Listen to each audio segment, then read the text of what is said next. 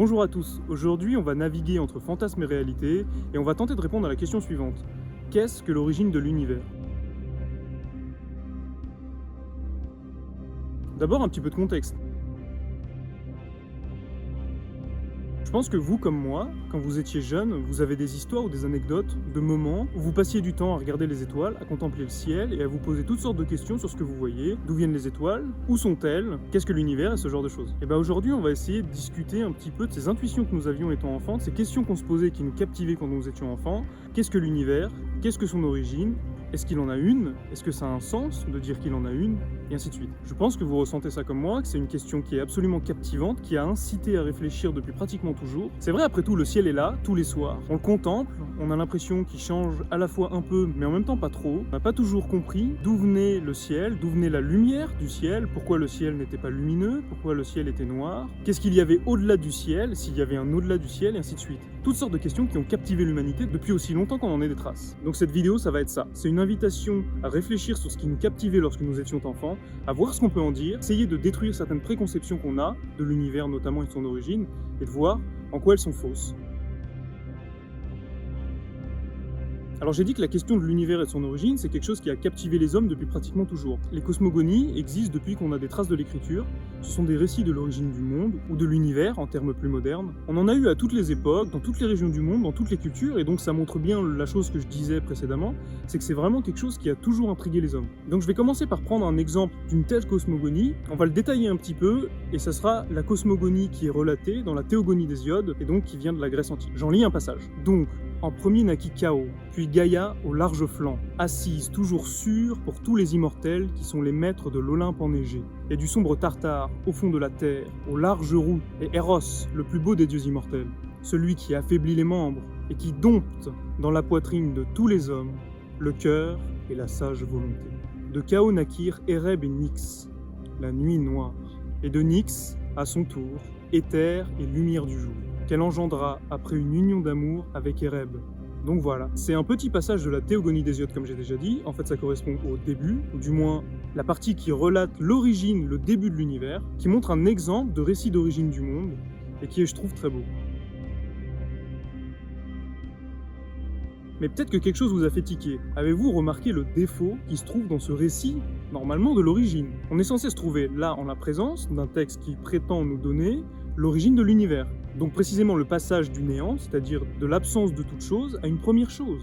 Or le premier mot est un don. En fait, ça commence comme une conclusion, comme une conséquence. Et ça, vous verrez, c'est un défaut fondamental de cette cosmogonie, mais en fait, vous allez voir que c'est un défaut qui est largement partagé, et on en reparlera. Mais on peut trouver plein d'autres choses dans les cosmogonies. Pour les Grecs, par exemple, pour celle de la Théogonie d'Hésiode, ça commence par chaos. C'est-à-dire qu'au commencement, il y a déjà quelque chose, cette chose engendrant toutes les autres. En fait, ce chaos originel contient tous les éléments du futur, tous les éléments du monde et de l'univers, mais tout est mélangé, et il va falloir du temps, pour que tout cela se déroule et se démêle et qu'on aboutisse à l'univers qu'on connaît. Mais il y a d'autres cosmogonies, par exemple, à l'origine il peut y avoir un œuf cosmique, germe qui contient l'univers et toutes ses possibilités. Parfois il symbolise par exemple la possibilité de renaissance du monde et sa rééclosion qui réengendre un nouveau monde. Et donc on a un cycle perpétuel de mort et d'engendrement du monde. Mais vous avez aussi des mythes où c'est non pas un œuf ni un être qui est là à l'origine, mais par exemple vous avez une plante magique ou un arbre divin qui intervient de manière cruciale, soit dans le support de l'univers, soit dans sa création. Vous pensez peut-être à Yggdrasil, l'arbre monde, qui soutient les 9 mondes dans les mythologies nordiques. Évidemment, il y a des milliers d'exemples, il y a plein de cosmogonies, mais en fait on peut dégager dans toutes ces cosmogonies à peu près tout le temps 3 façons de voir les choses, un espèce de schéma, et donc il y a toujours 3 possibilités pour la création du monde.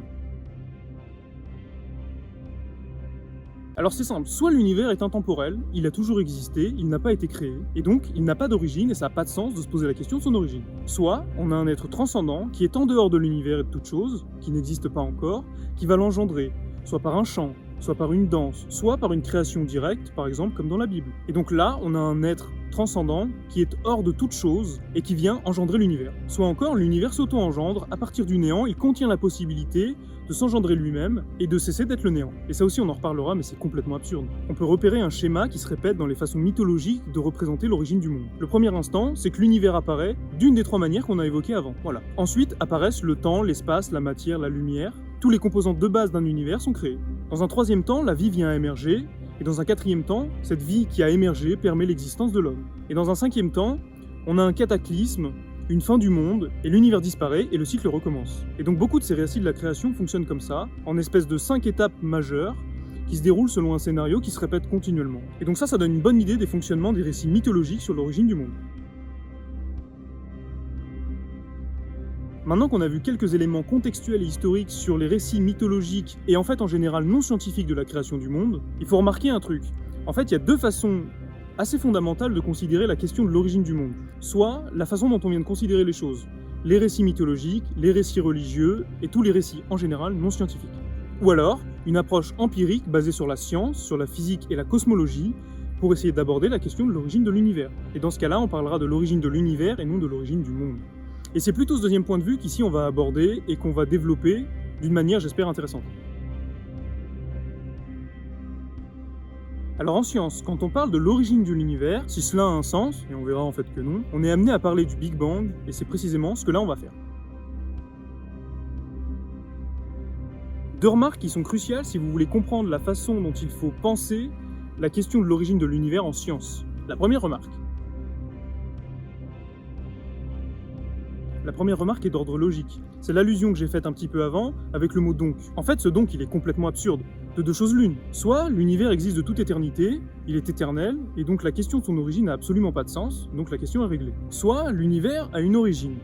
Et là, c'est encore pire, parce que l'univers, c'est l'ensemble de toutes les choses qui existent. Et donc vous vous retrouvez à devoir expliquer comment vous passez du néant, qui est l'absence de toute chose, à ne pas confondre avec le vide, à l'apparition d'une première chose. Mais attention, qu'on soit clair, le néant, c'est absolument rien. Si le néant contient la possibilité de cesser d'être le néant, alors il contient déjà quelque chose, c'est-à-dire une potentialité, donc c'est pas le néant.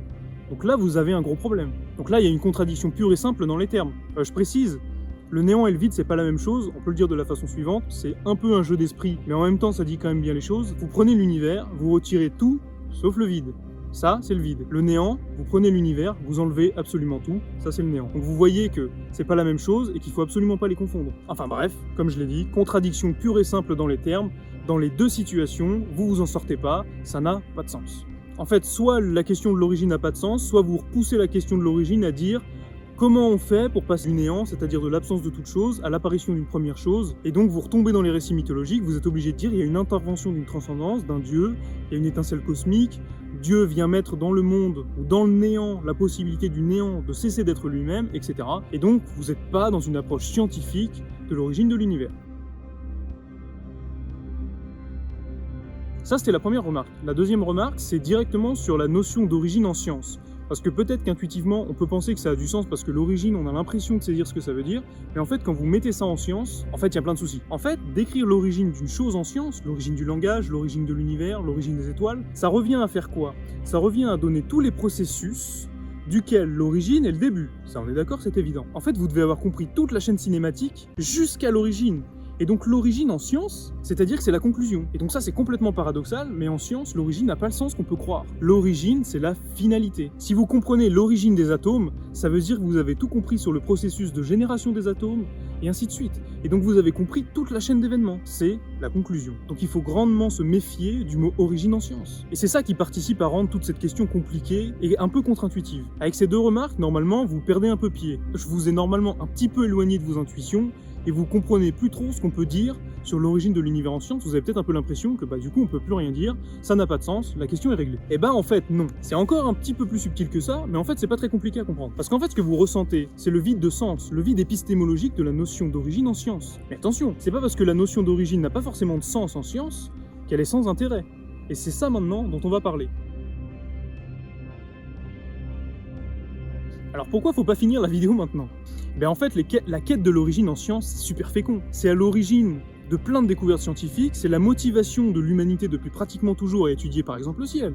Et donc, la question de l'origine de l'univers. En fait, vous voulez faire de la cosmologie. Et un concept qui est l'illustration absolument parfaite de cette chose-là, c'est le Big Bang. Parlons-en. Alors d'abord, qu'est-ce que c'est le Big Bang? J'en donne d'abord une définition et après, j'aborderai deux malentendus qu'on a sur le Big Bang, sur ce que le Big Bang n'est pas et ce qu'il représente pas, parce que dans la culture commune, c'est vrai qu'on l'imagine d'une certaine façon et c'est complètement faux, et vous verrez ça après. En fait, le Big Bang, c'est un instant de l'univers, notez bien, je dis un instant de l'univers et pas son origine, durant lequel l'univers est très dense, très chaud, très énergétique, et duquel l'énergie et même le rayonnement ne peut pas s'échapper. L'univers est une espèce de matière tellement dense, tellement chaude et tellement énergétique que rien s'en échappe, il n'y a pas de lumière, et en fait, au bout de 380 000 ans à peu près, la première lumière s'en échappe, c'est ce qu'on appelle le fond diffus cosmologique, je l'ai déjà abordé dans ma vidéo sur la nuit noire, et j'en reparlerai sûrement plus en détail dans une autre vidéo. Alors maintenant, illustrons. J'ai dit, il y a deux trucs que je vais essayer de réfuter sur le Big Bang qui sont des idées fausses, et qu'on a compris fausses parce qu'on était intéressé par la question des origines. Le Big Bang, c'est pas l'instant initial de l'univers. Comme je l'ai dit dans la définition que j'ai donnée, en fait le Big Bang c'est juste un moment de l'univers, un moment durant lequel en fait, au-delà de ce que j'ai dit, l'univers est dans une phase d'expansion très rapide, très violente. On appelle ça l'inflation. Vous pouvez les voir sur Wikipédia, les ordres de grandeur, je les mets pas là parce que c'est absurde et ça parlera à personne, mais en gros l'univers devient pratiquement infiniment plus grand en une durée de temps qui est ridiculement petite. Et donc la violence de cette expansion, c'est ça en fait qu'on appelle le Big Bang. En fait c'est une période qu'on date à peu près il y a 13,8 milliards d'années d'aujourd'hui. La cosmologie moderne a plein de façons, en fonction des modèles, d'interpréter le Big Bang. Je vous en donne quelques-uns pour que vous ayez une idée d'à peu près comment ça se passe. Il y a par exemple des modèles inflationnistes qui supposent que le Big Bang est suivi d'une phase dans laquelle l'univers gagne une taille absolument prodigieuse en un instant très court comme je l'ai dit avant, et donc dans ces modèles, le Big Bang c'est juste cette phase. Et pour certains de ces modèles, l'univers est éternel, et donc le Big Bang, non seulement c'est pas l'origine, mais en plus il n'y a même pas d'origine. D'autres modèles où le Big Bang c'est un instant entre une phase où l'univers est peu dense, en contraction, et une phase après le Big Bang où l'univers est en expansion, et là le Big Bang correspond juste au moment où l'univers passe de contraction à expansion. Donc c'est juste une transition de phase. D'autres modèles, plus techniques, souvent basés sur la théorie des cordes, partent du principe que notre univers est un objet, une brane, qui vit dans un espace à plus de 4 dimensions, et à ce moment-là, le Big Bang, c'est simplement le moment où deux branes dans cet espace à plus de 4 dimensions sont entrées en collision, engendrant notre univers. Donc en fait, notre univers est contenu dans un espèce de super-univers, et donc la question de l'origine de notre univers est juste reléguée à celui du super-univers, et ainsi de suite. Et donc, on règle encore pas la question. Il y a pas mal de modèles différents, sur chaque modèle, il y a pas mal de variantes en général, et c'est souvent assez technique si on veut vraiment rentrer dans les détails, donc je le fais pas là. C'est juste pour vous donner une idée des différents modèles qui existent et qu'à chaque fois, le Big Bang c'est pas l'instant initial. Le Big Bang c'est soit un moment de transition, soit un instant quelconque dans l'histoire de l'univers. En fait, vous voyez que dans tous ces exemples,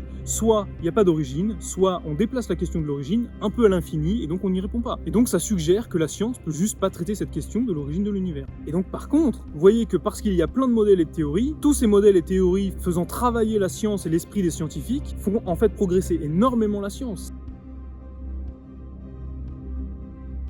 Deuxième méconception qui, elle, vient d'une espèce d'intuition sur le Big Bang, si vous vous dites « l'univers est en expansion », vous passez le film à l'envers, vous vous dites « l'univers est donc en contraction ». Donc tout se contracte et on a l'intuition que tout se contracte en un point, une espèce de singularité, et ça on pourrait dire, je sais pas, c'est le centre du Big Bang ou le centre de l'univers, c'est l'origine en fait. Ça c'est pareil, c'est faux. Il n'y a pas de centre dans l'univers et il n'y a pas de centre au Big Bang. Pourquoi vous pouvez pas trouver de centre? Parce qu'en fait, ça vient de l'idée que quand on dit que l'univers est en expansion, et on sait aujourd'hui que l'univers est en expansion, qui d'ailleurs s'accélère, vous avez l'impression, quand vous prenez deux étoiles, qu'au fur et à mesure que le temps passe, les étoiles s'éloignent. Donc vous vous dites, voilà, si je prends le temps et que je le passe à l'envers, globalement tout se rapproche en un seul point. C'est l'observation qu'on en fait. Et bien en fait ça c'est faux, parce que ce qui s'éloigne ou ce qui se rapproche, c'est pas les objets dans l'univers. En fait c'est l'univers lui-même. C'est l'espace entre les objets qui se dilate. Et donc ça c'est un petit peu difficile à imaginer, ça permet de tuer l'idée qu'il y a un centre à l'univers. Le Big Bang, c'est pas le centre de l'univers. Donc là encore, c'est contre-intuitif et assez compliqué pour être honnête. Je pense que ça vous a permis quand même de comprendre le point clé que je voulais souligner. La quête de l'origine a permis de relever ces deux mauvaises conceptions des choses, non seulement de les relever, de les dépasser et de les expliquer dans un modèle théorique et expérimental qui fait sens et qui est l'origine joue un espèce de rôle de treuil épistémologique, il nous tire de l'ignorance vers la connaissance. Et donc ça, quand même, ça justifie d'en avoir parlé. L'origine de l'univers fait sûrement partie des mystères censés demeurer inconnus de nous, et ce, pour toute l'éternité. Merci d'avoir regardé cette vidéo jusqu'au bout si vous l'avez fait. N'hésitez pas à liker la vidéo, la partager, évidemment ça m'aide. À la commenter pour dire ce que vous en avez pensé, si ça vous a fait réfléchir, si vous avez découvert des trucs, si vous avez détruit certaines conceptions que vous avez sur l'origine de l'univers. Et si c'est le cas, alors je considère que c'est une vidéo réussie. Et nous on se retrouve pour une prochaine vidéo.